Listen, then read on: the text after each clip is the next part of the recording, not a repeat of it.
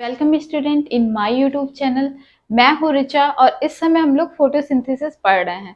अपनी पिछली क्लासेस में मैंने आपको फोटोसिंथेसिस क्या होता है बता दिया था। हम लोगों ने फोटोसिंथेसिस के रिएक्शन को डिस्कस कर लिए थे। फोटोसिंथेटिक एपरेटस क्लोरोप्लास्ट के बारे में हमने डिस्कस किया था और लाइट रिएक्शन क्या है, डार्क रिएक्शन क्या है, इसके बारे में भी हम लोगों ने डिस्कस कर लिया था। तो आज जो हम लोग नया टॉपिक स्टार्ट कर रहे हैं वो है एब्जॉर्प्शन स्पेक्ट्रम और एंड एक्शन स्पेक्ट्रम। तो एब्जॉर्प्शन स्पेक्ट्रम और एक्शन स्पेक्ट्रम क्या है, इस पे हम डिस्कस करेंगे। तो सबसे पहले तो मैंने आपको बताया था, अगर आपने मेरी पिछली क्लासेस का वीडियो अटेंड किया होगा तो आप बहुत अच्छी तरह से समझ जाएंगे। अगर नहीं किए हो तो जाके वो क्लासेस देख लीजिए। तो फोटोसिंथेसिस में जो एब्जॉर्प्शन स्पेक्ट्रम है, प्लांट की लीव्स, ग्रीन लीव्स होती है। ये जो ग्रीन लीव, मान लीजिए ये कोई ग्रीन लीव्स है, इसमें पाई जाती हैं मीजोफिल सेल्स। इन मीजोफिल सेल्स में क्लोरोप्लास्ट नाम का सेल ऑर्गेनेल्स पाया जाता है। तो ये जो क्लोरोप्लास्ट नाम का सेल ऑर्गेनेल्स मीजोफिल सेल में पाया जाता है, चलिए इसको जूम कर लेते हैं। ये क्लोरोप्लास्ट है। इसमें जो है एक स्ट्रक्चर पाया जाता है क्वाइन लाइक, एक के ऊपर दूसरा कॉइन, दूसरा के ऊपर तीसरा कॉइन। एक क्वाइन लाइक स्ट्रक्चर इसमें पाया जाता है जिसको बोलते हैं ग्रेनम। और ग्रेनम की जो इंडिविजुअल यूनिट होती है उसको थैलाकॉइड बोलते हैं। ये है थैलाकॉइड। तो जो फोटोसिंथेटिक पिगमेंट पाए जाते हैं वो इन्हीं थैलाकॉइड में पाए जाते हैं, थैलाकॉइड की मेम्ब्रेन में पाए जाते हैं। जैसे कि मैंने बताया था, थैलाकॉइड की मेम्ब्रेन को थोड़ा और जूम कर लेते हैं। मान लीजिए कोई फोटोसिंथेटिक, ये फोटोसिंथेटिक एपरेटस है, इसमें फोटोसिंथेटिक पिगमेंट पाए जाते हैं। मैंने आपको ये भी बताया था कि फोटोसिंथेटिक पिगमेंट जो होते हैं चार तरह के होते हैं, chlorophyll A, chlorophyll B, xanthophyll और कैरोटीनाइड्स। यहां तक बात समझ में आ गई। अब ये चार डिफरेंट पिगमेंट होते हैं, इसको एक तरह से और पता चला लगाया जाता है। एक और टेक्निक होती है पेपर क्रोमेटोग्राफी। तो उसमें क्या करते हैं, एक सोल्यूशन में जो डिफरेंट पिगमेंट्स डिजोल्व रहते हैं और यहाँ पेपर क्रोमेटोग्राफ रख देते हैं, तो कुछ देर बाद जब पिगमेंट का एब्जॉर्प्शन होता है तो हमको डिफरेंट डिफरेंट डिस्टेंस पे अलग अलग कलर के बैंड मिलते हैं। जैसे कि अगर ये क्लोरोफिल ए ब्राइट और ब्लू ग्रीन इन क्रोमेटोग्राफ, ये ब्राइट या ब्लू ग्रीन कलर का जो है क्लोरोफिल ए दिखता है क्रोमेटोग्राफ पे। इसी तरह से क्लोरोफिल बी जो है एल्विस ग्रीन कलर का दिखेगा और जेंथोफिल एरो कलर का और कैरोटीनाइड्स एलो या एलो ऑरेंज कलर का दिखेगा। तो इससे क्या हो रहा है, पेपर क्रोमेटोग्राफ पे जो डिफरेंट डिफरेंट हाइट पे डिफरेंट डिफरेंट बैंड पाए जा रहे हैं, ये इस चीज को क्लियर कर दे रहे हैं कि पिगमेंट जो है चार तरह के हैं, कोई एक पिगमेंट नहीं है। तो इसी जो थैलाकॉइड मेम्ब्रेन है, इसी में फोटोसिंथेटिक एपरेटस पाया जाता है और उसी में photosynthetic pigment chlorophyll A, chlorophyll B, xanthophyll और कैरोटीनाइड पाए जाते हैं। अब यहां तक बात क्लियर है। अब ध्यान से बात सुनिए। अब होगा क्या, ये जो डिफरेंट डिफरेंट पिगमेंट हैं वो डिफरेंट डिफरेंट वेवलेंथ की लाइट को एब्जॉर्ब करते हैं। जैसे जो सनलाइट है उसकी रेंज जो है, वेवलेंथ की रेंज काफी ज्यादा है।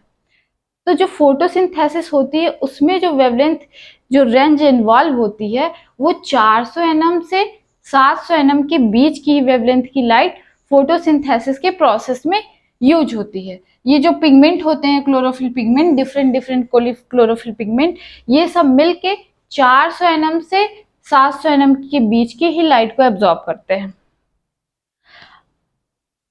अब यही आपको ध्यान देना है, यही आप ध्यान दीजिए तो आपका कॉन्सेप्ट पूरी तरह से क्लियर हो जाएगा कि एब्जॉर्प्शन स्पेक्ट्रम है क्या।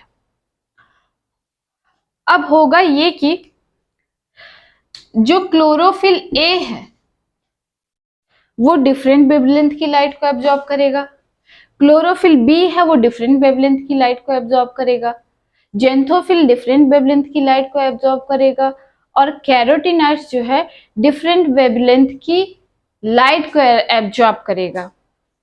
ये जो डिफरेंट डिफरेंट वेवलेंथ की लाइट है जो पार है फोटोसिंथेटिक एक्टिव रेडिएशन जो है 400 nm से 700 nm के बीच है, उस रेडिएशन को अलग अलग पिगमेंट अलग अलग वेवलेंथ की रेडिएशन को प्रेफर करता है। यानी जैसे कि अब यही चीज जो है कि कौन सा पिगमेंट किस वेवलेंथ की लाइट को प्रेफर करता है, किस वेवलेंथ की लाइट को एब्जॉर्ब करता है, यही एब्जॉर्प्शन स्पेक्ट्रम है। आइए इसके पहले हम आपको कुछ बातें बताते हैं। जैसे एब्जॉर्प्शन स्पेक्ट्रम को आप डिफाइन कैसे कर सकते हैं। एब्जॉर्प्शन स्पेक्ट्रम को आप डिफाइन इस तरह से कर सकते हैं कि absorption spectrum deals with wavelength of light absorbed by each pigment, कि कौन सा पिगमेंट कितने वेवलेंथ की लाइट को एब्जॉर्ब कर रहा है। क्लोरोफिल ए कितनी वेवलेंथ की लाइट को एब्जॉर्ब कर रहा है, क्लोरोफिल बी कितनी वेवलेंथ की लाइट को एब्जॉर्ब कर रहा है, जेंथोफिल कितने वेवलेंथ की लाइट को एब्जॉर्ब कर रहा है, कैरोटीनॉइड्स कितने वेवलेंथ की लाइट को एब्जॉर्ब कर रहा है। यही बताता है एब्जॉर्प्शन स्पेक्ट्रम। ये तो मैंने आपसे डिस्कस कर दिया है कि पेपर क्रोमेटोग्राफी पे जब करने पे तो पेपर क्रोमेटोग्राफ पे जो डिफरेंट डिफरेंट कलर के बैंड मिलते हैं, जैसे क्लोरोफिल ए का ब्राइट और ब्लू ग्रीन इन क्रोमेटोग्राफ पे दिखता है, क्लोरोफिल बी दिखता है येलो ग्रीन, जेंथोफिल का बैंड येलो कलर का आता है और कैरोटीनॉइड्स का येलो और येलो ऑरेंज आता है। ये हो गया क्लियर आपका कॉन्सेप्ट। अब देखिए और किस तरह से आप समझ सकते हैं एब्जॉर्प्शन स्पेक्ट्रम को। Absorption spectrum is a graph showing different wavelength of light absorbed by different pigment during photosynthesis। ये क्या शो करता है?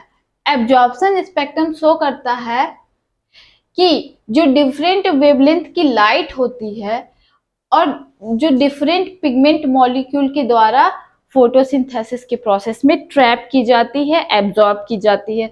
हमने डिस्कस किया था ना कि पिगमेंट्स जो होते हैं वो सनलाइट को एब्जॉर्ब करके जो है लाइट रिएक्शन में क्या करते हैं, सन की जो है एनर्जी को, वेवलेंथ को एब्जॉर्ब करते हैं पिगमेंट, और केमिकल एनर्जी को और सनलाइट की जो एनर्जी होती है, सोलर एनर्जी को किस में चेंज कर देते हैं, केमिकल एनर्जी में चेंज कर देते हैं। तो अब आइए यहाँ पे डिस्कस कर रहे हैं एब्जॉर्प्शन स्पेक्ट्रम। और क्या कर सकते हैं आप, एक्सप्लेन्स, और आप और एक तरह से आप एब्जॉर्प्शन स्पेक्ट्रम को डिफाइन कर सकते हैं। Explains the relationship between quality of light and absorbing capacity of pigment, कि कौन सा पिगमेंट किस क्वालिटी की लाइट को एब्जॉर्ब कर रहा है, ब्लू लाइट को एब्जॉर्ब कर रहा है या रेड लाइट को एब्जॉर्ब कर रहा है। ये क्या है, एब्जॉर्प्शन स्पेक्ट्रम है।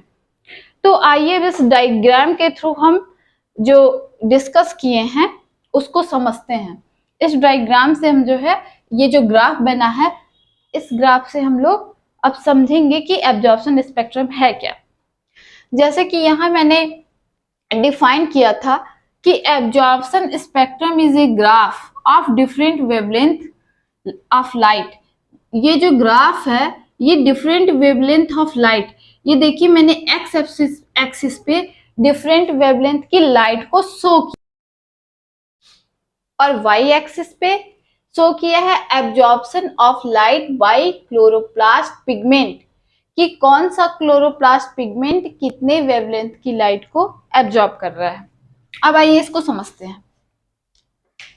ये जो बनी है ग्राफ, ये क्लोरोफिल ए का है। तो क्लोरोफिल ए का ये जो रेड कलर से आपको दिख रहा है, तो ये जो क्लोरोफिल ए पिगमेंट है ये 400 से 500 nm के बीच की लाइट को जो है, कह सकते हैं 450 के आसपास इसकी पीक है, कि बीच के वेवलेंथ की लाइट को ये सबसे ज्यादा एब्जॉर्ब कर रहा है, यहाँ पे दिख रहा है। और उसके बाद फिर ये जैसे 500 क्रॉस कर रहा है, फिर ये इसकी फोटोसिंथेसिस का परफॉर्मेंस कम होता जा रहा है।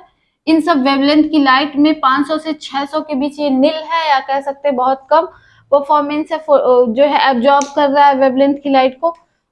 यहाँ क्या था, 400 से 500 के बीच तो वेवलेंथ के बीच की वेवलेंथ को लाइट को तो खूब अच्छे से एब्जॉर्ब किया, लेकिन इसका ग्राफ यहाँ से देखिए डाउन आ गया। 500 से 600 के बीच में जो ग्रीन लाइट का रेंज है उसको ये एब्जॉर्ब नहीं कर रहा है। और फिर अब ये कहाँ ज्यादा एब्जॉर्ब कर रहा है, अब ये 600 से 700 के बीच जो है फिर से जो है ये ज्यादा एब्जॉर्ब कर रहा है, ज्यादा वेवलेंथ को एब्जॉर्ब कर रहा है। 600 से 700 के बीच की, या आप कह सकते हैं 650 या 680 के आसपास जो वेवलेंथ होती है उसको ये पसंद कर रहा है, उसको ये एब्जॉर्ब कर रहा है। इसलिए यहाँ आपको क्लोरोफिल ए का 2 पीक दिख रहा है, एक यहाँ दिख रहा है पीक और एक यहाँ पीक दिख रहा है 700 से पहले।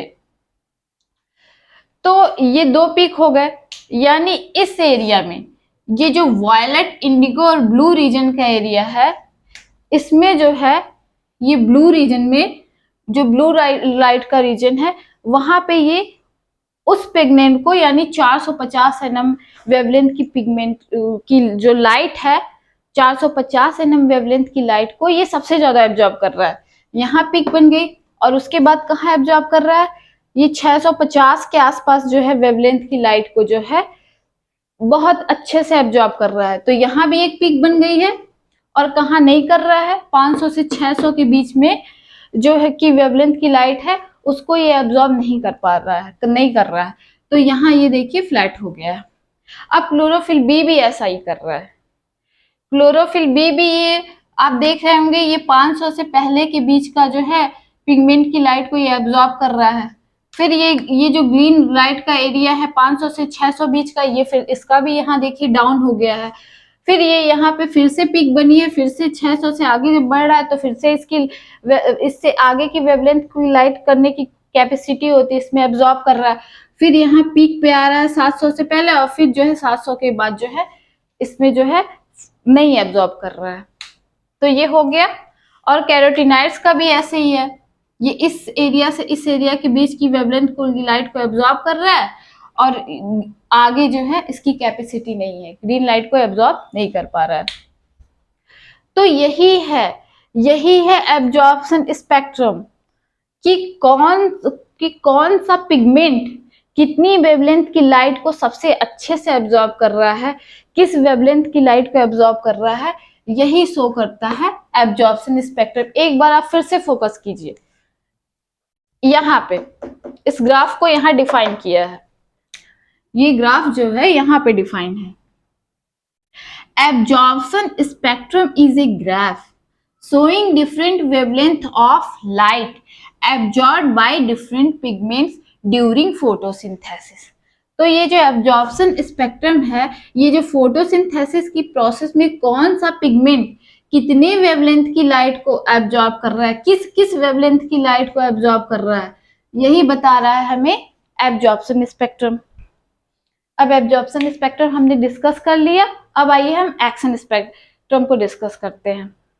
तो एक्शन स्पेक्ट्रम क्या है? एक्शन स्पेक्ट्रम हमको ये बताता है कि किस वेवलेंथ की लाइट में कितनी फोटोसिंथेसिस होती है, किस वेवलेंथ की लाइट में सबसे ज्यादा फोटोसिंथेसिस होती है, मतलब किस वेवलेंथ का फोटोसिंथेसिस पे क्या असर पड़ रहा है, क्या असर होता है, कौन सी वेवलेंथ किस तरह से फोटोसिंथेसिस को परफॉर्म कर रही है, ये होता है एक्शन स्पेक्ट्रम। तो आइए इसको समझते हैं, एक्शन स्पेक्ट्रम क्या है। Action spectrum indicates the overall rate of photosynthesis at each wavelength of light. ये क्या इंडिकेट कर रहा है कि किस वेवलेंथ की लाइट पे कितनी फोटोसिंथेसिस हो रही है। और इसको कैसे डिफाइन कर सकते हैं, और देखिए, action spectrum is a graph showing the rate of photosynthesis at different wavelength of light। और ये क्या शो कर रहा है, फोटोसिंथेसिस एक ग्राफ है जो शो कर रहा है कि किस वेवलेंथ की लाइट पे कितनी फोटोसिंथेसिस हो रही है। तो आइए अब इसको भी एक ग्राफ के थ्रू समझ रहे हैं। यहाँ ये वेवलेंथ ऑफ लाइट्स है 400 से 700 nm के बीच, ये 400 से 700 nm के बीच यहाँ शो किया गया है एक्स एक्सिस पे वेवलेंथ, और यहाँ क्या, यहाँ हम रेट ऑफ फोटोसिंथेसिस शो किए हैं वाई एक्सिस पे। तो ये ग्राफ कैसा जा रहा है, ये ग्राफ यूं जा रहा है, यूं जा रहा है, यूं जा रहा है, फिर नीचे आ रहा है। 400 से 500 के बीच तो इसकी देखिए अच्छे से जा रहा है ग्राफ ऊपर। 500 के आगे जैसे ही ग्राफ बढ़ रहा है नीचे आने लग रहा है। ये जब 500 से 600 के बीच ग्रीन लाइट के रीजन में आया है तो यहाँ सबसे मिनिमम हो जा रही है। फिर जैसे फिर जैसे ये 600 की तरफ बढ़ रहा है तो फिर यहाँ देखिए 600 से 700 के बीच फिर से ये ग्राफ बढ़ा है, फिर नीचे आ गया है। तो ये बता रहा है, ये ग्राफ ये शो कर रहा है एक्शन स्पेक्ट्रम में कि 400 से 500 एनएम वेवलेंथ के बीच फोटोसिंथेसिस बहुत अच्छे से हो रहा है, और फिर यहाँ जो है 500 से 600 के बीच फोटोसिंथेसिस बहुत कम या नील हो रहा है।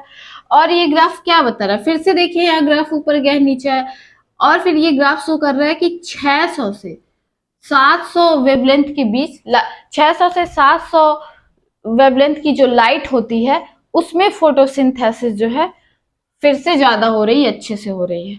यानी ये जो 400 से 500 के बीच का रीजन है, ये पीक जो दिख रहा है ये ब्लू रीजन है, ब्लू लाइट का रीजन है। ये 500 से 600 के बीच जो है ग्रीन लाइट का है, जहां आपको फोटोसिंथेसिस सबसे कम दिख रही है। और ये 600 से 700 के बीच रेड लाइट का रीजन है, यहाँ भी आपको फोटोसिंथेसिस सबसे ज्यादा दिख रही है। तो ये जो है एक्शन स्पेक्ट्रम है, ये दिखा रहा है कि ब्लू लाइट में और रेड लाइट में यानी 400 से 500 एनएम के बीच यानी ब्लू लाइट में फोटोसिंथेसिस सबसे ज्यादा होती है। और कहाँ दोबारा कहाँ हो रही है, और 600 से 700 एनएम वेवलेंथ की लाइट जो होती है उसमें फोटोसिंथेसिस सबसे अच्छी होती है। और सबसे कम कहाँ होती है, 500 से 600 बीच वेवलेंथ की लाइट जो होती है, यानी जो ये ग्रीन रीजन है ग्रीन लाइट का, वहां फोटोसिंथेसिस सबसे कम होती है। अब यहाँ देखिए लाइट का एब्जॉर्प्शन इस ग्राफ में, इसमें क्या किया गया है, जो तीसरा ग्राफ मैंने बताया है इसमें रेट ऑफ फोटोसिंथेसिस और एब्जॉर्प्शन को एक साथ ओवरलैप कर दिया है। यानी एक्शन स्पेक्ट्रम को अगर आप एब्जॉर्प्शन स्पेक्ट्रम के ऊपर एक्शन स्पेक्ट्रम को रख के देखते हैं तो आपको दिखेगा क्या कि जिस वेवलेंथ की लाइट को क्लोरोफिल ए पिगमेंट जो है जिस वेवलेंथ की लाइट को सबसे ज्यादा एब्जॉर्ब कर रहा है, उसी वेवलेंथ की लाइट पे फोटोसिंथेसिस भी सबसे ज्यादा हो रही है। तो ये ग्राफ ये शो कर रहा है कि जो क्लोरोफिल ए पिगमेंट है वो फोटोसिंथेसिस का सबसे मेन पिगमेंट है। तो आज आपको ये जो है एक्शन स्पेक्ट्रम और एब्जॉर्प्शन स्पेक्ट्रम पूरी तरह से क्लियर हो गया होगा। और अभी अगर कहीं आपको कंफ्यूजन हो रहा होगा तो अगर आप इस वीडियो को बार बार देखेंगे तो मैंने जो बताया है आपका कॉन्सेप्ट पूरी तरह से क्लियर हो जाएगा। अगर आपको मेरा वीडियो अच्छा लगा हो तो लाइक करें और मेरी सारी वीडियो आप तक पहुंचती रहे इसलिए चैनल को सब्सक्राइब करें। Thank you.